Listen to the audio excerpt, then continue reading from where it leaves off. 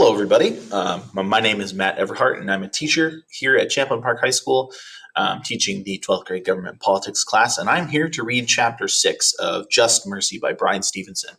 Now, you'll have the PDF up in front of you, but if you also have the physical copy of the text, you can follow along that way, or of course, just with the audio. A couple notes before I get started reading Chapter 6 here. First of all, let's see. This chapter is about sentencing young people to death penalty or life in prison, specifically juveniles who are, by definition, people who are under the age of 18. So when they commit a crime when they're children, should they be given the death penalty or life in prison or other sort of severe penalties? Specifically, this chapter is about Charlie, who is a 14-year-old boy who, by his own admission, shot and killed a man. So I guess we'll see what happens with him. A couple things to keep in mind before I get started. One, ask yourself a couple questions, both before you read here and as you read.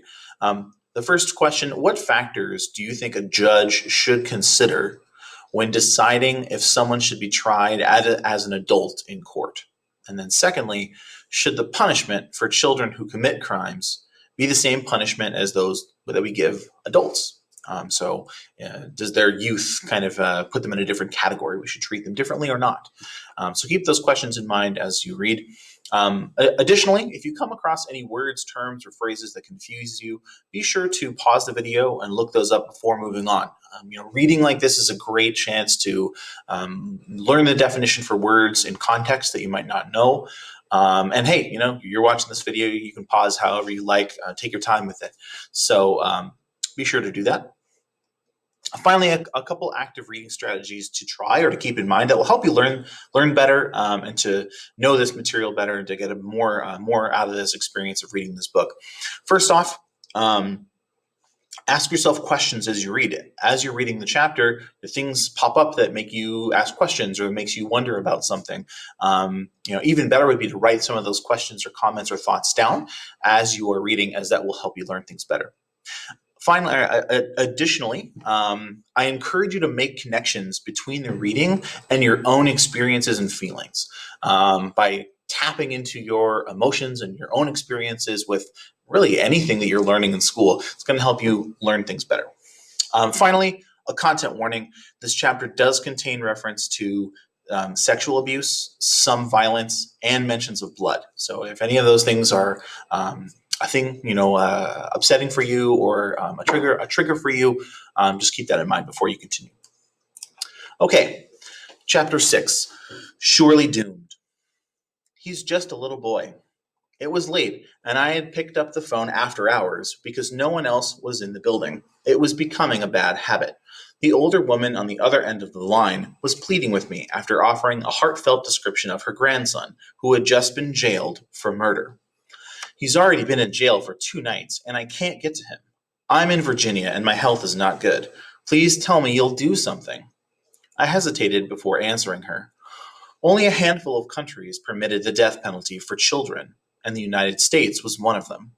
Many of my Alabama clients were on death row for crimes they were accused of committing when they were 16 or 17-year-old children. Many states had changed their laws to make it easier to prosecute children as adults, and my clients were getting younger and younger. Alabama had more juveniles sentenced to death per capita than any other state or any other country in the world.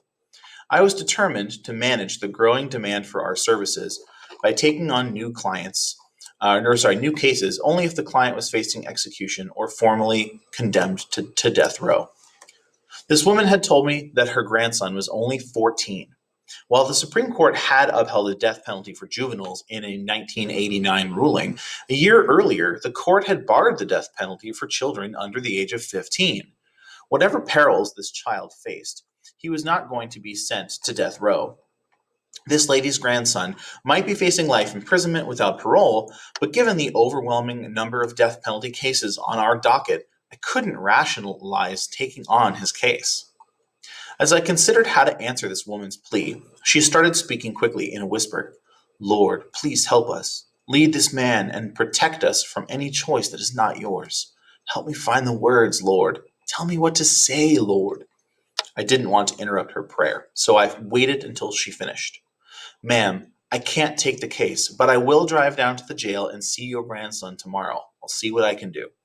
We likely won't be able to represent him, but let me find out what's going on, and perhaps we can help you find a lawyer who can assist you. Mr. Stevenson, I'm so grateful.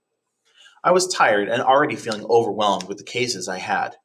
And cases with juveniles took on an especially severe emotional toll on everyone who touched them. But I needed to go to a courthouse near the county where this boy was being held, so it wouldn't be that big of a deal to stop by and see the kid.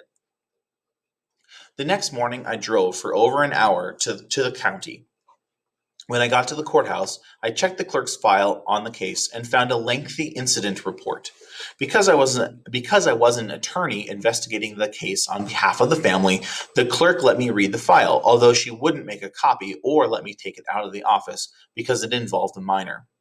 The clerk's office was small, but it wasn't especially busy, so I sat down on an uncomfortable metal chair in a cramped corner of the room and read the statement, which mostly confirmed everything the grandmother had told me.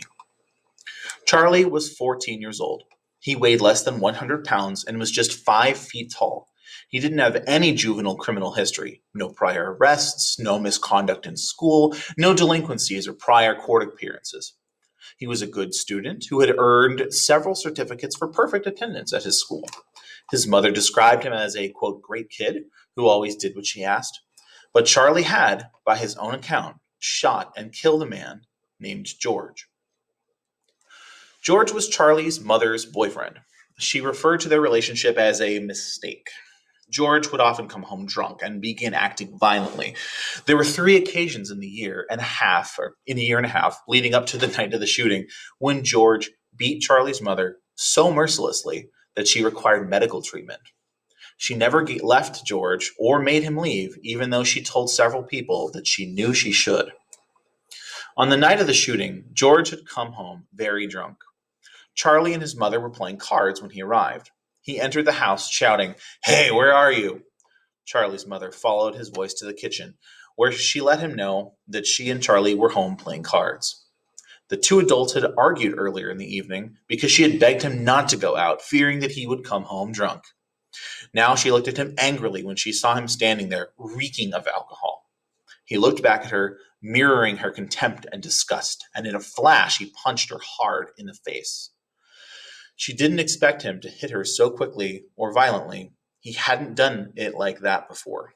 She collapsed to the floor with the crush of his blow. Charlie was standing beneath his mother and saw her head slam against their metal kitchen counter as she fell. George saw Charlie standing there and glared at him coldly before brushing past him towards the bedroom, where Charlie heard him fall noisily onto the bed. Charlie's mother was lying on the floor, unconscious and bleeding badly. He knelt by his mother's side and tried to stop the bleeding. There was some blood on her face, but it poured from an ugly cut on the back of her head. Charlie tried feverishly to revive her. He started crying, futilely asking his mother what to do. He got up and put paper towels behind her head, but couldn't stop the bleeding. He frantically searched for the cloth kitchen towel because he thought that would work better and found it wrapped around a pot on the stove. His mother had cooked black-eyed peas for dinner. He loved black-eyed peas. They had eaten together before they had started playing pinochle, his favorite card game. Charlie replaced the paper towels with the cloth towel and panicked all over again when he saw how much blood there was. He was quietly begging his mother to wake up when it appeared to him that she wasn't breathing. He thought he should call an ambulance, but the phone was in the bedroom with George. George had never hit Charlie, but he terrified him just the same. As a younger child, whenever Charlie got very scared or anxious, he would sometimes start trembling and shaking. The shaking would almost always be followed by a nosebleed. Sitting on the kitchen floor with his mother's blood all around him, Charlie could feel himself starting to tremble, and within seconds the blood slowly began to trickle out of his nose. His mother would always run to get something to help with his nosebleeds, but now she just lay on the floor. He wiped the blood from his nose and focused on the fact that he had to do something. His trembling stopped, and his mother hadn't moved in nearly 15 minutes. The house was quiet. The only sound he heard was George breathing heavily in the other room, soon he could hear him snoring. Charlie had been slowly stroking his mother's hair, desperately hoping that she would open her eyes. The blood from her head had saturated the towel and was spreading onto Charlie's pants. Charlie thought his mother might be dying, or was maybe even already dead. He had to call an ambulance. He stood up, flooded with anxiety, and cautiously made his way to the bedroom. Charlie saw George on the bed, asleep, and felt a surge of hatred for the man. He had never liked him, never understood why his mother had let him live with them. George didn't like Charlie either. He was rarely friendly to the boy. Even when he wasn't drunk, George seemed angry all the time. His mother had told Charlie that George could be sweet, but Charlie had never saw any of that. Charlie knew that George's first wife and child had been killed in a car accident, and that was why Charlie's mom said he drank so much. In the 18 months that George lived with them, it seemed to Charlie that there had been nothing but violence, loud arguments, pushing and shoving, threats, and turmoil. His mother had stopped smiling the way she used to. She'd become nervous and jumpy, and now he thought she's on the kitchen floor, dead. Charlie walked to the dresser against the back wall of the bedroom to reach the phone. He had called 911 a year earlier after George had hit his mom, but she had directed him to do so and told him what to say. When he reached the phone, he wasn't sure why he didn't just pick up the receiver. He could never really explain why he opened the dresser drawer instead, put his hand around the folded white t-shirts his mom had laundered, and felt for the handgun he knew George had kept hidden there. He'd found it there when George had said Charlie could wear an Auburn University t-shirt someone had given him. It was way too small for George and way too big for Charlie, but he'd been grateful to have it. It had been one of George's few kind gestures. This time, he didn't pull his hand back in fear as he had before. He picked up the gun. He had never fired a gun before, but he knew he could do it. George was now snoring rhythmically. Charlie walked over to the bed, his arms stretched out, pointing the gun at George's head. As Charlie hovered over him, the snoring stopped. The room grew very, very quiet. And that's when Charlie pulled the trigger. The sound of the bullet firing was much louder than Charlie had expected. The gun jerked and pushed Charlie a step back. He almost lost his balance and fell. He looked at George and squeezed his eyes closed. It was horrible. He could feel himself starting to tremble again, and that's when he heard his mother moaning in the kitchen. He couldn't believe she was alive. He ran back to the phone and called 911, then sat next to his mother until the police arrived. After learning all this, I was positive they would not prosecute Charlie as an adult. I continued to read the file and the notes from the initial court appearance. The prosecutor did not dispute the account that Charlie and his mother had given. It was only when I continued reading that I discovered that George was a local police officer. The prosecutor made a long argument about what a great man George had been and how upsetting his death had been for everyone in the community. George was a law enforcement officer who served with honor, the prosecutor had argued. It is a great loss for the county and a tragedy that a good person could be so heartlessly killed by this young man. The prosecutor insisted that Charlie be tried as an adult, and he announced that he intended to seek the maximum punishment permitted by law.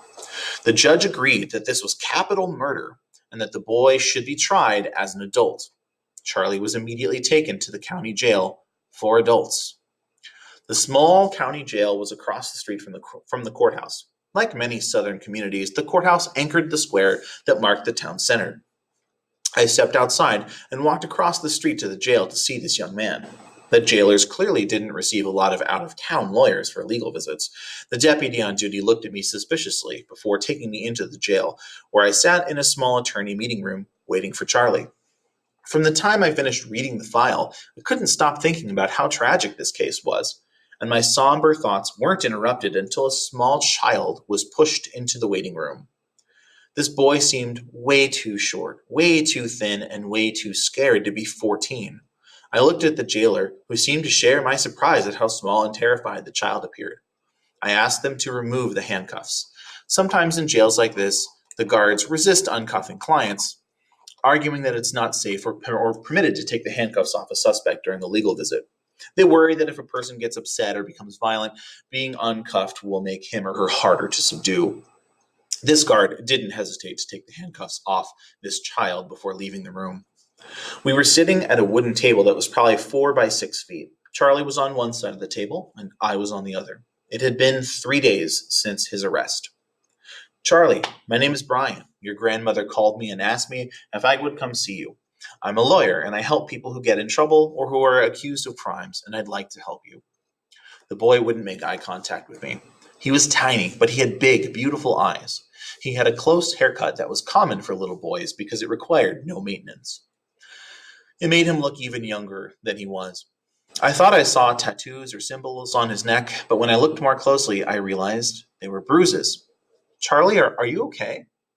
He was staring intensely to my left, looking at the wall as if he saw something there. His distant look was so alarming that I actually turned to see if there was something of interest behind me, but it was just a blank wall. The disconnected look, the sadness in his face, and his complete lack of engagement, qualities he shared with a lot of the other teenagers I'd worked with, were the only things that made me believe he was 14. I sat and waited for a very long time in the hope that he would give me some kind of response, but the room remained silent. He stared at the wall and then looked down at his own wrists. He wrapped his right hand around his left wrist where the handcuffs had been and rubbed the spot where the metal had pinched him. Charlie, I want to make sure you're doing okay, so I just need you to answer a few questions for me, okay? I knew he could hear me. Whenever I spoke, he would lift his head and return his gaze to the spot on the wall. Charlie, if I were you, I'd be pretty scared and really worried right now, but I'd also want someone to help me. I'd like to help, okay? I waited for a response, but none was forthcoming. Charlie, can you speak? Are you okay? He stared at the wall when I spoke, and then back at his wrists when I finished, but he didn't say a word. We don't have to talk about George. We don't have to talk about what happened. We can talk about whatever you want. Is there something you want to talk about? I was waiting for longer and longer stretches after each question, desperately hoping that he would say something, but he didn't. Do you want to talk about your mom? She's going to be fine. I've checked, and even though she can't visit you, she's going to be fine. She's worried about you. I thought talking about his mother would spark something in Charlie's eyes, and when it didn't, I became even more concerned about the child. I noticed that there was a second chair on Charlie's side of the table, and I realized that lawyers were apparently supposed to sit on that side and the client on the side that I chose, where there was only one chair. I had sat in the wrong place. I lowered my voice and spoke more softly. Charlie, you've got to talk to me. I can't help you if you don't. Would you just say your name? Say something, please? He continued to stare at the wall. I waited and then stood up and walked around the table. He didn't look at me as I moved, but returned his gaze to his wrists. I sat in the chair next to him, leaned close, and said quietly, Charlie, I'm really sorry if you're upset, but please talk to me. I can't help you if you don't talk to me. He leaned back in his chair for the first time, nearly placing his head on the wall behind us. I pulled my chair closer to him and leaned back in mine. We sat silently for a long time, and then I started saying silly things because I didn't know what else to do. Well, you won't tell me what you're thinking, so I guess I'm just going to have to tell you what I'm thinking. I bet you think you know what I'm thinking, I said playfully, but in fact, you really couldn't possibly imagine. You probably think I'm thinking about the law or the judge or the police. But why won't this young man speak with me? But what I'm actually thinking about is food. Yes, that's right, Charlie, I continued teasingly. I'm thinking about fried chicken and collard greens, cooked with turkey meat and sweet potato biscuits. You ever had a sweet potato biscuit? Nothing. You've probably never had a sweet potato biscuit, and that's a shame. Still nothing. I kept going. I'm thinking about getting a new car because my car is so old. I waited. Nothing. Charlie, you're supposed to say, how old is it, Bryan? And then I say, my car is so old. When he never smiled or responded, he just continued looking at the spot on the wall, his face frozen in sadness. What kind of car do you think I should get? I went through a range of ridiculous musings that yielded nothing from Charlie. He continued to lean back, and his body seemed a little less tense. I noticed that our shoulders were now touching. After a while, I tried again. Come on, Charlie, what's going on? You've got to talk to me, son. I started leaning on him somewhat playfully until he sat forward a bit. Then I finally felt him lean back into me. I took a chance and put my arm around him, and he immediately began to shake. His trembling intensified before he finally leaned completely into me and started crying. I put my head to his and said, It's okay, it's all right. He was sobbing when he finally spoke. It didn't take me long to realize that he wasn't talking about what had happened with George or with his mom, but about what had happened at the jail. There were 3 men who hurt me on the first night. They touched me and made me do things. Tears were streaming down his face. His voice was high pitched and strained with anguish. They came back the next night and hurt me a lot, he said, becoming more hysterical with each word. Then he looked in my face for the first time. There were so many last night. I don't know how many there were, but they hurt me. He was crying too hard to finish his sentence. He gripped my jacket with a force I couldn't have imagined he was capable of exerting. I held him and told him as gently as I could, "It's going to be okay. It's going to be okay." I'd never held anyone who gripped me as tightly as that child or who cried as hard or as long. It seemed like his tears would never end. He would tire and then start again. I just decided to hold him until he stopped. It was almost an hour before he calmed down and the crying stopped. I promised him that I would try to get him out of there right away. He begged me not to leave, but I assured him that I would be back that day. We never talked about the crime. When I left the jail, I was more angry than sad. I kept asking myself, who's responsible for this? How could we ever allow this? I went directly to the sheriff's office inside the jail and explained to the overweight, middle-aged sheriff what the child had told me, and I insisted that they immediately place him in a protected single cell. The sheriff listened with a distracted look on his face, but when I said I was going to see the judge, he agreed to move the child into a protected area immediately. I then went across the street to the courthouse and found the judge, who called the prosecutor. When the prosecutor arrived in the judge's chambers, I told them that the child had been sexually abused and raped.